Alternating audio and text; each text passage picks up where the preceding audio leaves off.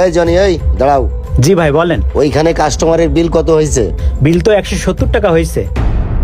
শোনো জনি, মানুষ ধান চিনে পাতায় আর মানুষ চিনে কথায়, বুঝলে?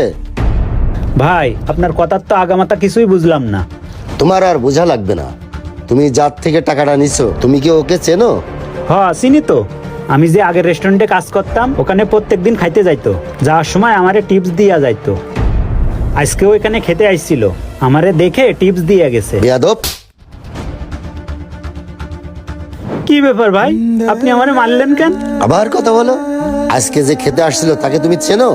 না স্যার, জানি না তো। তুমি কি জানো এই ছেলে এই রেস্টুরেন্টের কি হয়? না স্যার। তাহলে শোনো।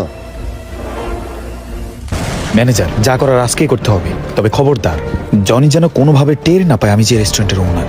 ঠিক আছে? জি স্যার। আসসালামু আলাইকুম স্যার। ওয়ালাইকুম আসসালাম। ভাই আমার বাড়িতে বউ ছেলে মেয়ে না খেয়ে আছে ভাই। আপনি যদি আমাদের চাকরিতে বাদ দিয়ে দেন, তারা তো না খেয়ে থাকবে।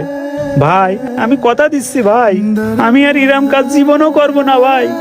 আমি কথা দিচ্ছি আপনারে, আমি সবসময় সৎ পথে চলবো। আমি আর ইরাম কাজ জিন্দেগিতে করব না উঠো।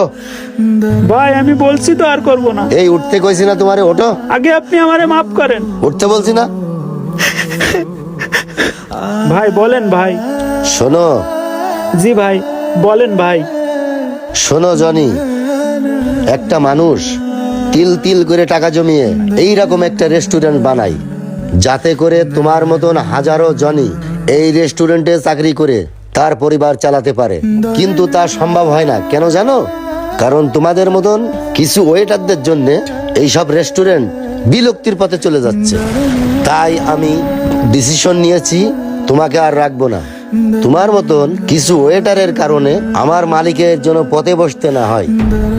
তুমি এখনই তোমার যা কিছু আছে প্যাক করো। আমি রাতের ভিতরে তোমার দিনা পাওনা সবকিছু বুঝ করে দেবো। তুমি রাতের ভিতরে চলে যাবে। ঠিক আছে, যাও।